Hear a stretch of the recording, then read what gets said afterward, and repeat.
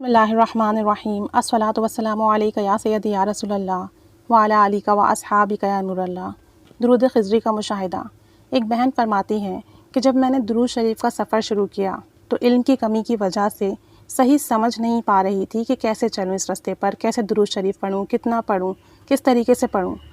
لیکن جب میری والدہ کا انتقال ہوا تو اس دنیا سے دل اٹھ گیا، اور ہر وقت دل میں یہ خیال رہتا کہ کسی بھی وقت موت آ جانی ہے، زندگی کا کیا بھروسہ۔ اس وقت میرے پلے کچھ بھی نہیں ہے۔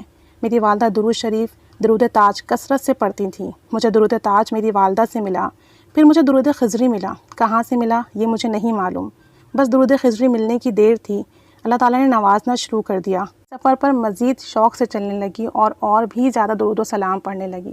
اللہ کی طرف سے مجھے اشارے سمجھ میں آنے لگے، یعنی کوئی چیز ہوتی تو مجھے سمجھ آ جاتا کہ اس کا کیا مطلب ہے۔ ایک مرتبہ رمضان المبارک میں مجھے خواب میں خانہ کعبہ کی بہت قریب سے زیارت ہوئی، ماشاءاللہ۔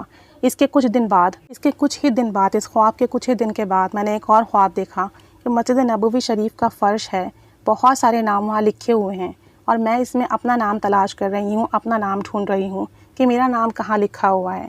چنانچہ میں نے اس سفر میں اور زیادہ درود شریف پڑھنا شروع کر دیا۔ اب میں اور بھی کثرت سے محبت سے درود شریف پڑھتی ہوں۔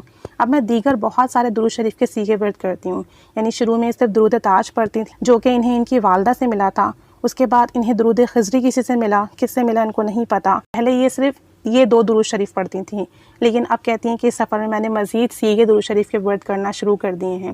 درود شریف کی اپنی ایک الگ ہی مٹھاس ہے جس سے کہ زندگی پرسکون ہو گئی ہے۔ بے شک درود شریف جیسا کوئی دوسرا عمل نہیں۔ اگر آپ محبت سے، توجہ سے درود پاک پڑھتے ہیں تو اس کی اپنی ہی فضیلت اور برکات ہیں۔